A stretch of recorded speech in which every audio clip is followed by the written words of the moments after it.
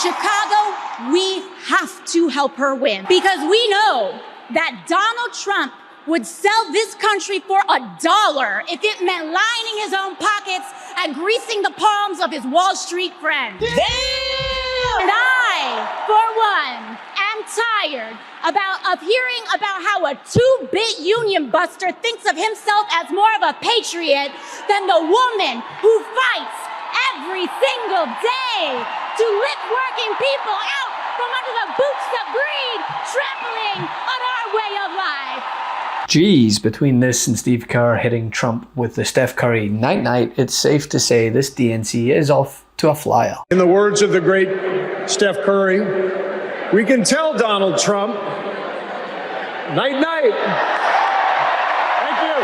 As Democrats packed the United Arena in Chicago, there was enough content in the first 30 minutes to give Fox News their talking points for the week. None more so than a surprise entrance by Vice President Kamala Harris in a tan suit. Let's all spare a thought for those suffering from PTSD after Obama dared to show out in style during his tenure. But as the speeches took place, there were several poignant moments, from Mallory McMurrow, who brought out a literal copy of Project 2025. Yes, big enough so Trump supporters could read it, and there were pictures and everything.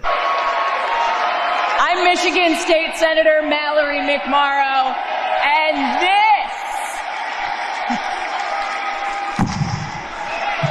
this is Project 2025. Over the next 4 nights, you are going to hear a lot about what is in this 900-page document. Why? Because this is the Republican blueprint for a second Trump term. But what it means is that under Project 2025, Donald Trump would be able to weaponize the Department of Justice to go after his political opponents. He could even turn the FBI into his own personal police force. Then there was this from AOC, and I will say, if she ever decides to run for Senate in New York or higher office in the future, you will see this speech over and over again. It was that profound. AOC took the stage just moments after Vice President Harris made a surprise appearance on stage, walking out to Beyonce's hit song Freedom, and a standing ovation from the packed crowd. Harris's appearance and AOC's speech soon after were indicative. A night that spoke truth in the face of fascism, but also hope. 6 years ago, I was taking omelet orders as a waitress in New York City. I didn't have health insurance. My family was fighting off foreclosure, and we were struggling with bills after my dad passed away unexpectedly from cancer. Like millions of Americans, we were just looking for an honest shake.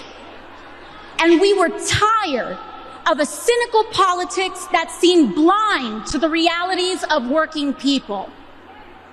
It was then, only through the miracles of democracy and community, that the good people of the Bronx and Queens chose someone like me to elect them in Congress. In Kamala Harris, we have a chance to elect a president who is for the middle class because she is from the middle class. She understands the urgency of rent checks and groceries and prescriptions.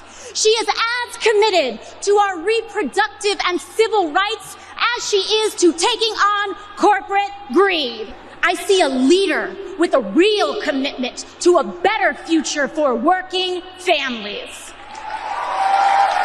And Chicago, we have to help her win. Because we know that Donald Trump would sell this country for $1 if it meant lining his own pockets and greasing the palms of his Wall Street friends. And I, for one, am tired of hearing about how a two-bit union buster thinks of himself as more of a patriot than the woman who fights every single day to lift working people out from under the boots of greed, trampling on our way of life. The truth is, Don, you cannot love this country if you only fight for the wealthy and big business. To love this country is to fight for its people.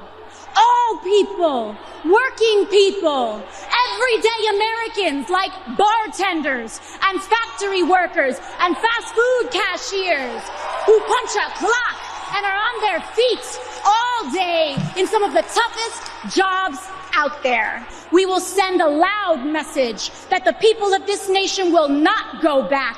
We choose a new path and open the door to a new day, one that is for the people and by the people. Thank you. Thank you very much. God bless. God bless you all. As Texas Democrat Jasmine Crockett pointed out, Kamala Harris, while in a position of utmost power, cares about the individual, something that, as Hillary Clinton echoed, Donald Trump does not, unless that individual is him. Everyone was better off when you had a gentleman named President Donald J. Trump at the helm. Does anybody know him? Whoever he may be. The Chaos Caucus couldn't elect a speaker, and the Oversight Committee was unhinged. I was going through all of this when I visited the Vice President's residence for the first time. As I approached Vice President Harris for our official photo, she turned to me and asked, "What's wrong?" Mind you, we'd never met. But she saw right through me. She saw the distress. I immediately began crying.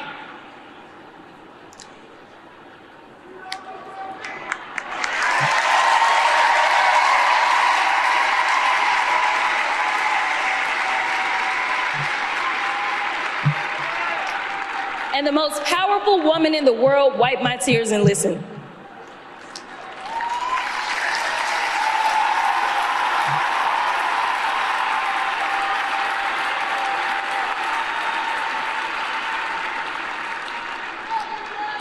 It's so hard for me to tell this story. She then said, among other things, "You are exactly where God wants you. Your district chose you because they believe in you, and so do I."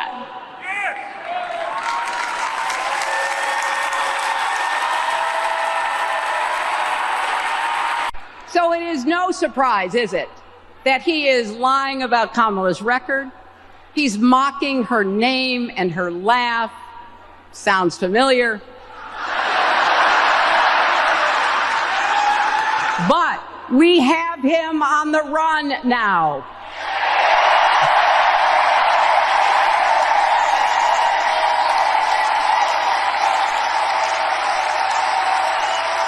And this is a difference, right? Already between both conventions, it's night and day. The RNC was plagued with hate-filled rhetoric, fear-mongering, and calls for mass deportation. The DNC has exuded a fresh outlook at American politics akin to the aura many spoke of during Obama's first DNC convention.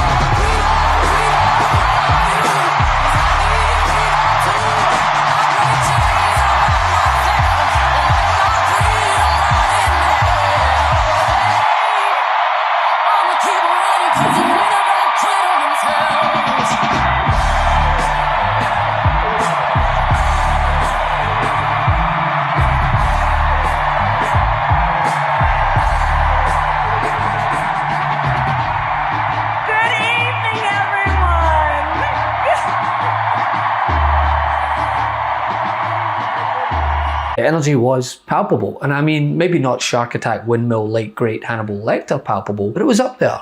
And of course, MAGA can't handle it. And Pence is the first vice president in more than 2 centuries not to support the president he served with in a general election. And by the way, J.D. Vance, do you understand why there was a sudden job opening for running mate on the GOP ticket? They tried to kill your predecessor. They tried to kill him. Trump hasn't spent much time in New York lately, except that is to get convicted of 34 felonies. And that's just fine with us, because New York's motto is Excelsior, ever upward. And Trump takes us ever downward. Because here's what Trump never understood. America isn't a luxury good to be bought and sold by the privileged and powerful few. America, we just can't afford another 4 years of that. We have kids to feed, roads to build, jobs to create, real problems to solve. And we need leaders who can get it done. Love this video? Make sure you stay up to date on the latest breaking news and all things Meidas by signing up to the MeidasTouch newsletter at MeidasTouch.com/newsletter.